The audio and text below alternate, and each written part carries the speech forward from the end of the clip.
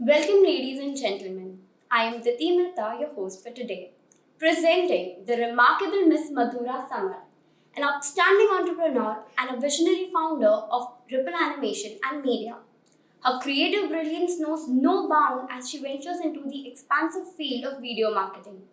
In a domain as vast as the world's ocean, Madhura's accomplishments resonate like that of a megalodon, leaving an indelible mark on the landscape of business and creativity. Join us on this exciting journey through our innovative endeavors. Thank you. Pleasure to have you, ma'am. So, Thank ma'am, you. I wanted to start the conversation by asking why did you create a business for animation and media marketing, and what was the initial plan for it? So actually, to be honest, there was no initial plan for this at all. So I was in school here till the 12th, and then I went to the US where I studied economics, and then I was in investment banking for a few years on Wall Street. But my goal was always kind of to get back to India and get home to my roots. And when I moved back, it was actually not the best time for investment banking because 9/11 had happened and all of that was going on. Meanwhile, my family business was that of creating ad films. So I joined my family business and we started making television commercials. At that time, it was all live action TV commercials, and we were working with all the large agencies.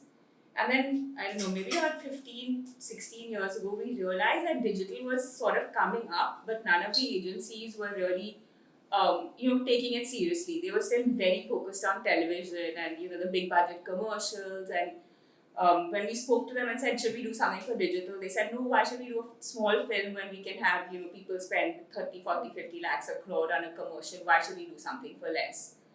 So that's when my partner and I we realized that there's a bit of a gap in the market because the need for digital content was growing, but no one was really happy to make that sort of content.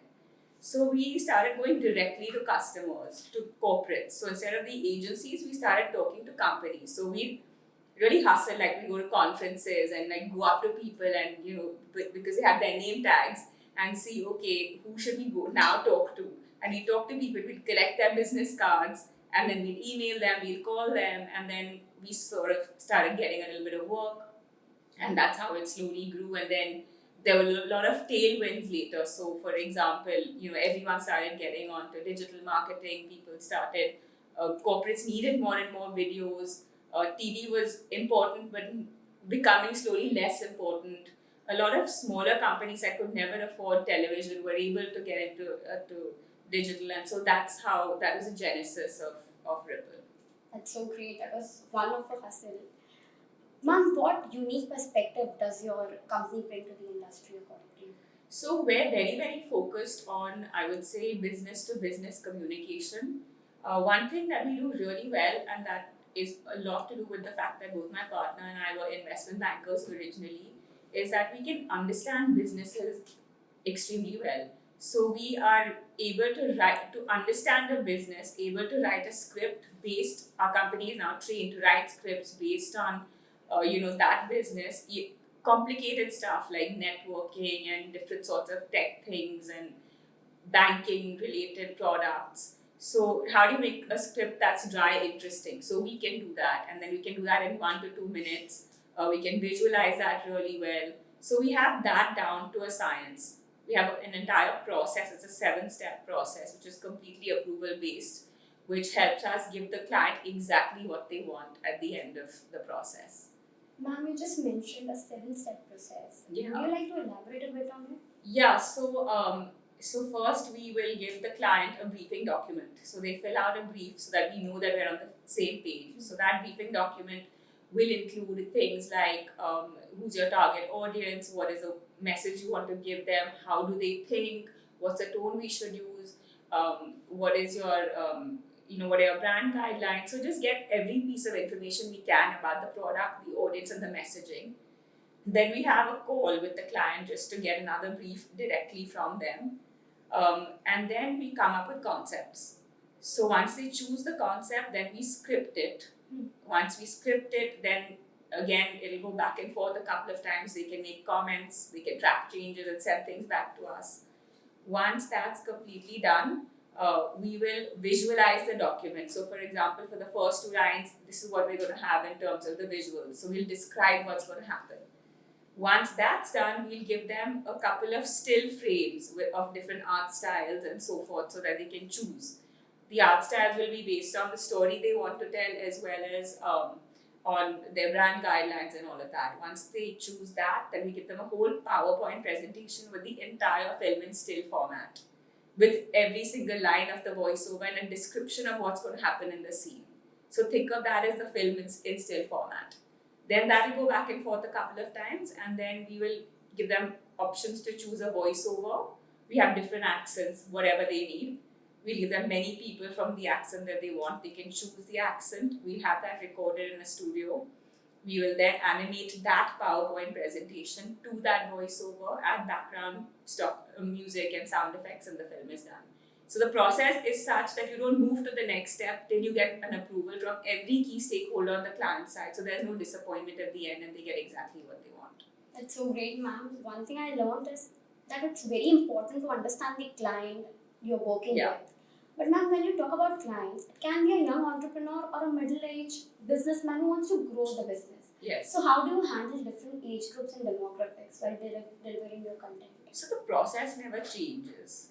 You just have to understand who's the target audience that they are talking to and change your tone and your visuals based on the audience they need to reach. So if it's like, an 18-year-old female, it's going to be quite different from a 60-year-old male. Also depends on the geography they live in. It depends on how they think, what are their objections that they might have to the product. So how can we overcome that? So there's a lot of different things that go into it. Ma'am, animation is a very technical thing. What does it take to be successful in animation in business space? So I don't look at it as animation, because animation anybody can do if you're trained. What you need to be really good at is putting everything together. So understanding businesses, putting scripts together, getting great animators, getting great designers, because first you need the design. Animators can animate it, but the design has to be fantastic. Each scene has to lead into the next. The transitions have to be a certain way. The graphical overlays have to be a certain way. So everything needs to come together. It's not just animation is like, I would say, the smallest and least important part of it. Right, ma'am. Yeah. Ma'am, you've worked on a lot of projects. Is there any specific project that is very close to your heart? We actually did a really cool thing recently, which I was very happy to have done. I don't know if you've heard of this NGO called AKANKSHA. I'm sorry, I haven't heard. That's okay, but they do some really exciting work. They work with children from slums, and they've actually sent these kids, to colleges in the US and all of that. So every year they put up a massive production, a play, which goes across different cities in India and it also goes abroad. So we did all the sets, we animated all the sets for that project, and it was just such a joy to do it because you felt like you were helping people, and it looked fantastic, and so that was really close to my heart. Ma'am, you just mentioned how difficult it was for you to set up a business, especially when you were just starting it. So can you say or mention any specific challenges? So there are a lot of challenges actually that come about when you're starting a business. It all seems like it is easy, but when you actually start doing it, you realize it's not. I think the main challenge really is getting your first, second, third, fourth client, because why should anyone trust you? So you kind of really need to hustle for those, and then when you get those clients, you need to make sure that you keep them really happy, do all the right things to make sure that they can give you a good recommendation, they can give you more work, and you can use the work that you do for them as a showcase. That's one piece of it. And then you have to market and sell consistently, because that is what keeps the cash flows coming in, right? And then you have to grow your business also very carefully, because you don't want to hire too many people and then have cash flow issues. You don't want too few people and not have unhappy clients. So you have to be really careful as to how you plan your cash flow. So there has to be somebody who really has their eyes on the cash flows. Somebody who's really focused on sales, and somebody who's really taking care of the execution to make sure that the clients are getting what they want. So I would say these are the three things that could pose to be challenges. Ma'am, personalization has become very important nowadays. How do you think animation allows personalization? So there are a lot of fantastic personalization tools now. In fact, we partner with tech, especially one. We partner with tech companies who help us with the personalization piece, because the creative piece, in my mind, is very different from the tech piece. So when you're creative, it's your technology is not in your DNA. It's going to be something that's forced, and the same thing goes for technology. Creativity isn't really in your DNA. So when you work together collaboratively, that can happen. So for example, we just did a film for a client where we had tons of personalization. They are selling jewelry basically to B2B stores across Europe and to other jewelers. So they're custom making these pieces for jewelers across Europe and the US to sell to their clients. So they wanted us to have their target audience's logo. They wanted them, talk about the city that they were in. They wanted to show different pieces based on who they were talking to. So they wanted to show different scenes of the video depending on who they were talking to again. So we partnered with a tech company who basically we gave them many different scenes, and they have an algorithm by which the scene gets chosen based on what we put in an Excel spreadsheet, a CSV spreadsheet, and it's really cool because you feel like that video is actually for you. That's so true, ma'am. Ma'am, how do emerging technologies like AI and real-time rendering impact your animation process? So AI has really helped us, I've got to say. So earlier we used to work with tons of script writers, and it was quite painful because for them to understand the business, you really have to train them, you have to edit things, their English isn't great sometimes. With AI, basically, we get the briefing document, then somebody from our team puts it into really simple terms for ChatGPT to understand. We give them very specific instructions, and then we get a great draft from ChatGPT. So instead of working like with 30, 40 people, we have to work with 3 or 4. Obviously, there's still a lot of human intervention, but it's made it much faster and smoother. Do you still use traditional marketing methods? What do you mean by traditional? As in the marketing methods that were used before AI came into use? And if yes, how do you strike a balance between? No, so we've never used anything that's non-digital. We've only always done digital. We used to do a lot of conferences, like I said, but now we no longer physically need to go. So what we might do is sign up for conferences, and they'll give you, all the information on who all are coming, and then you just reach them on LinkedIn. You send them cold emails. There's so many ways to reach them instead of like a face-to-face where there are like thousands of people, and then how do you chat with somebody? This is so much easier. Ma'am, you just mentioned that creativity is in your DNA. Even I feel that. You mentioned that, not me. Alright, ma'am. I mentioned it. In fact, I firmly believe that without creativity, you cannot start a business, right? Because you have to think something out of the box. So, ma'am, as a co-founder, how do you foster innovation and creativity among your team members? Okay, so I don't have much of a creative bone in my body, but I can recognize great creativity. So I just hire people who are the best at what they do. That's my philosophy. Just hire the best people, guide them, and then lead them. Just empower them to do what they need to do.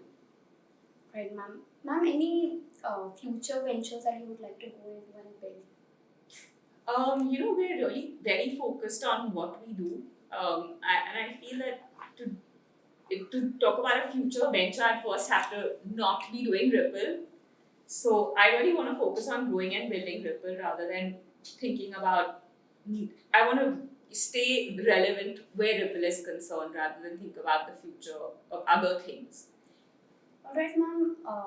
As everyone has two sides, if you appreciate it, you also criticize, right? Yeah. So how do you deal with criticism and feedback, and how does that affect your animation process of working in general? Yeah, so it's very, very important to keep your eyes and ears open because you have to know what clients are saying about you. And the negative feedback is really what helps you the most. It might not be constructive, but they can tell you what they feel you're doing wrong. And when you hear this consistently from 3, 4, 5, 6, 10 clients, you know that you need to look into it. And then you have to figure out a solution because clients at the end of the day are the most important people. Without them, you have nothing. And so it's really important to take what they say seriously. So, ma'am, can you give an example as in any you have faced any criticism which helped you grow your Yeah, business? yeah. So one of the things was that people wanted us to start moving to After Effects. We first were using Flash, and our head of animation was adamant that we're not to use After Effects. But we kept hearing this from clients. We want After Effects. So then we had to, and I hate stepping in and telling our teams what to do. But finally, we just had to do it, and we had to hire people who were doing After Effects, and that really did help. So. Alright, ma'am. What is the core purpose or mission of your business? To help clients get more business, to drive business for them. Alright, ma'am. Ma'am, do you have any piece of advice for the aspiring entrepreneurs out there who want to start their business in animation and video marketing specific? I would say first get some experience working with somebody for 2-3 years, understand the market, understand, first figure out what is it that you're going to do that's different. Because it's a very, very crowded field, so you really need to figure out how you're going to compete in that space. And once you have the confidence, then do it and get a few clients and everything before you jump into it, because there are lots of people doing this. As I said, you go on Google and you type explainer video or animated video, and there's a plethora of people. So you need to have your USP in place. Ma'am, what key factors differentiate successful businesses from that businesses who fail to sustain in the market? One is, I think you have to, as I said, firstly manage your cash flows. That's the most important thing. 2 is clients and more clients. Be persistent about growing your business. You must do that.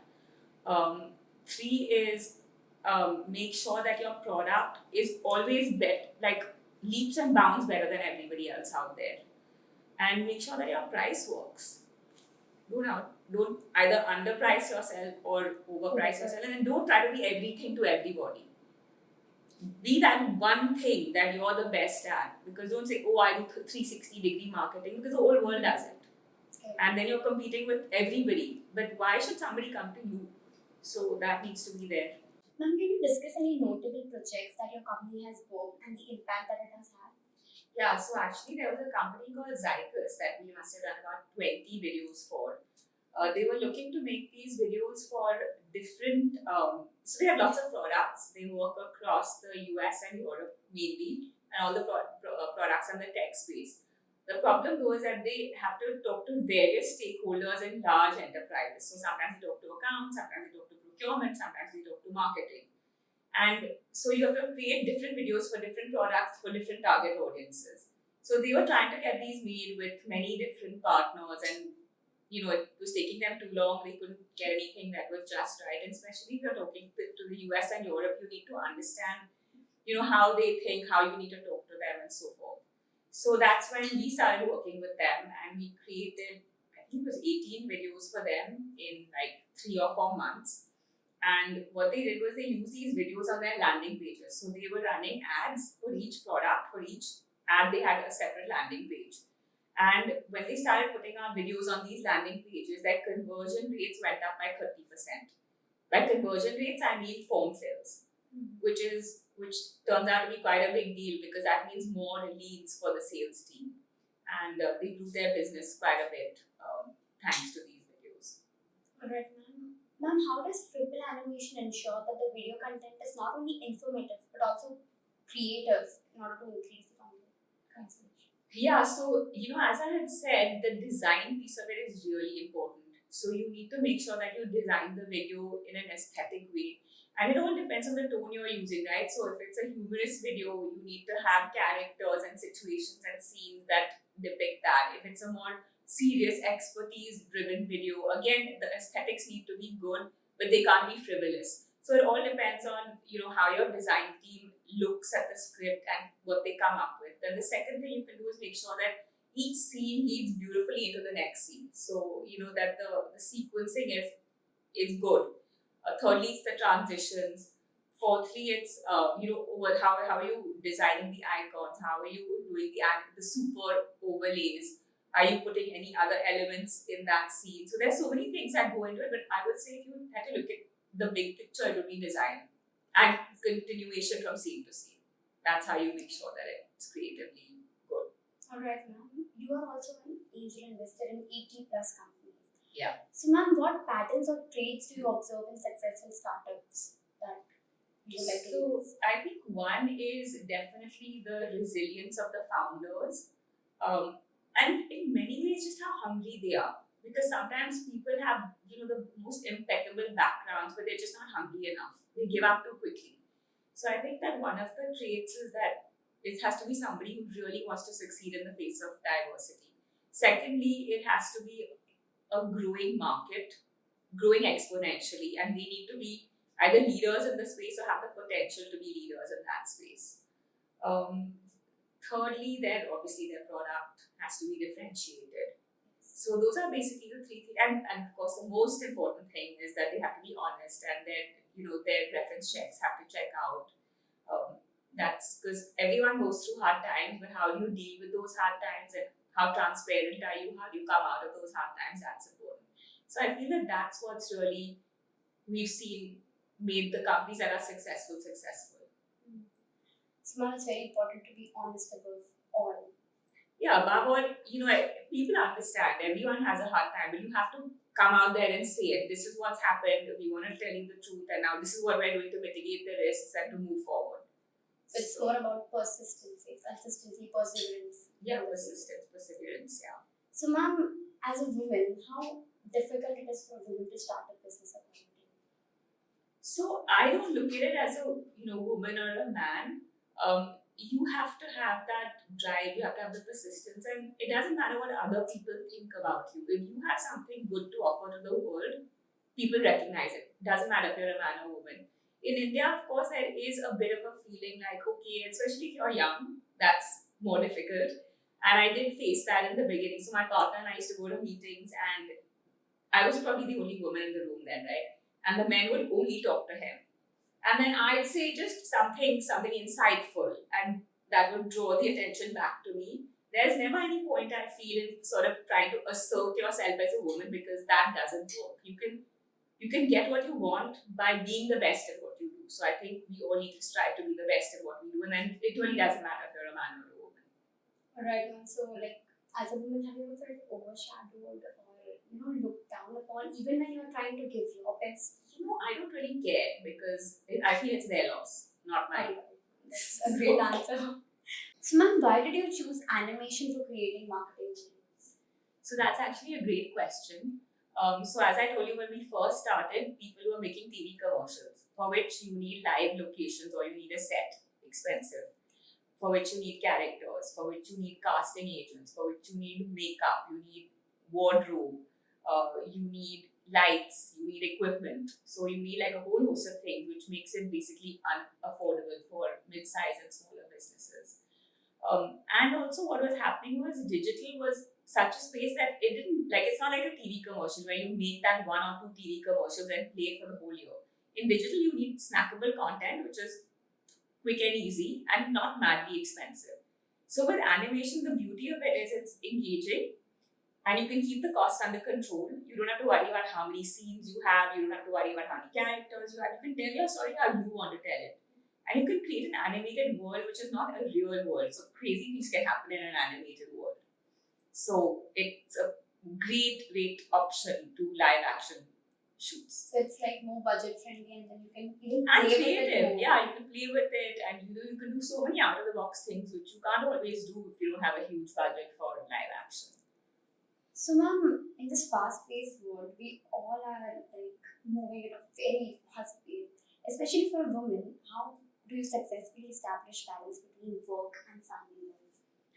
That's a very, very good question. Again, I feel you're right. For women, it's a little different because we do many of us have kids. We are expected to at least to have kids. You should spend some time with them, right?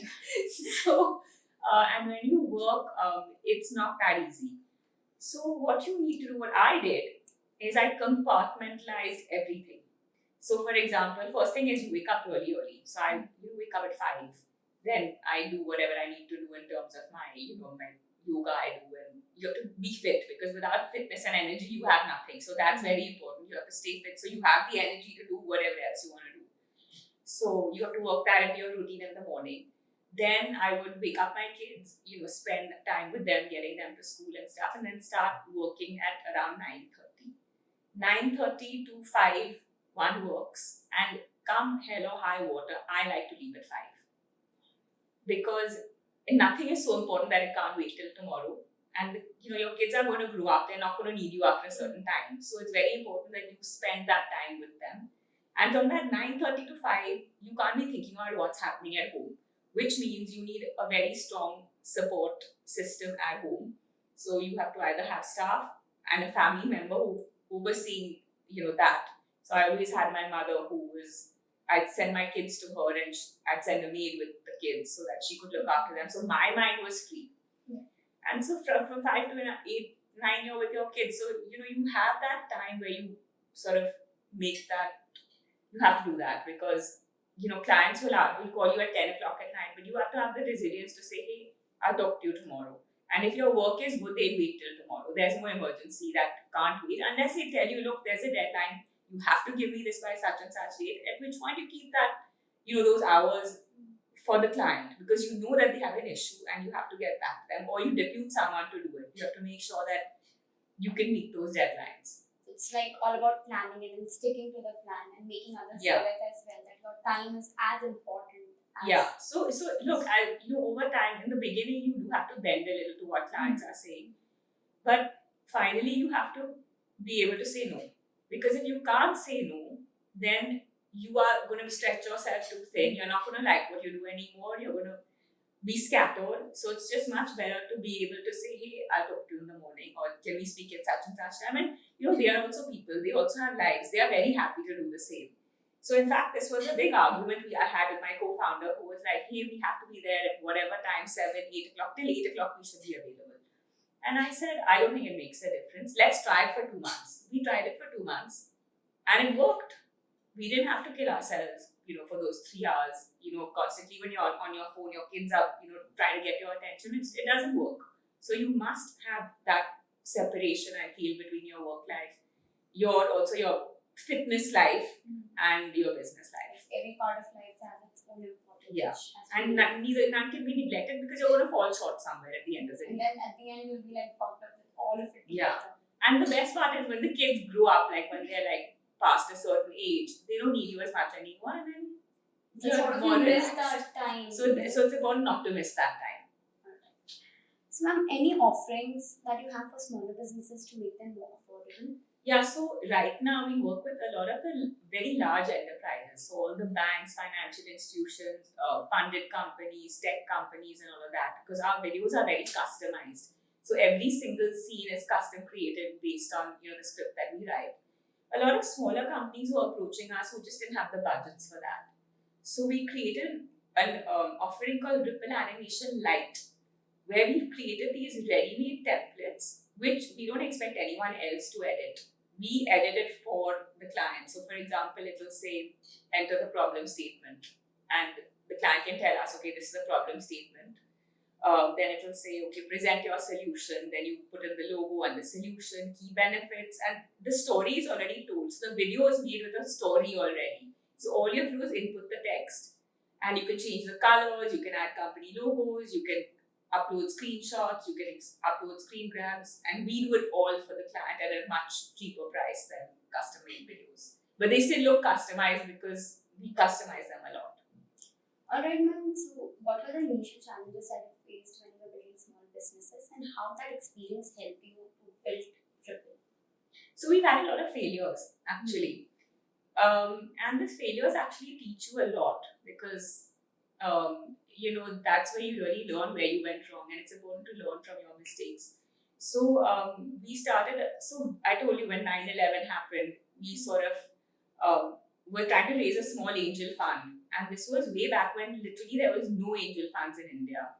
And we had already raised some amount of money, and then this happened, and then obviously nobody was looking at India, nobody was looking at this region. So to get more investors was next to impossible. And we went through a really terrible period at that time because we thought this was our dream, right? To have this fund and be the pioneers and do this.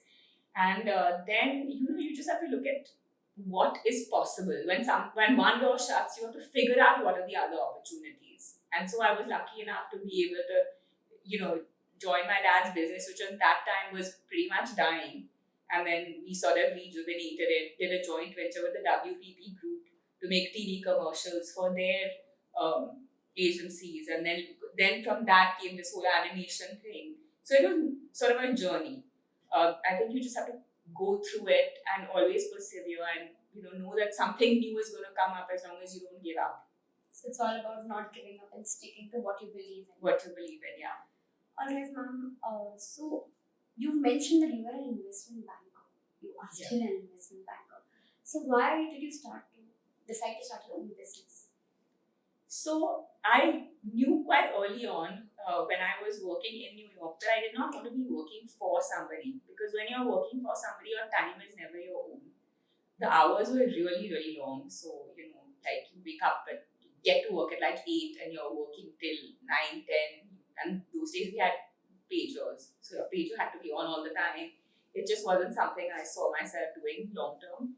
Also, I just wanted to always come back to India. So I think that was the reason. And then we thought we'll do investment banking in India. We'll raise our own fund, and then 9/11 happened. So that's how this whole thing started.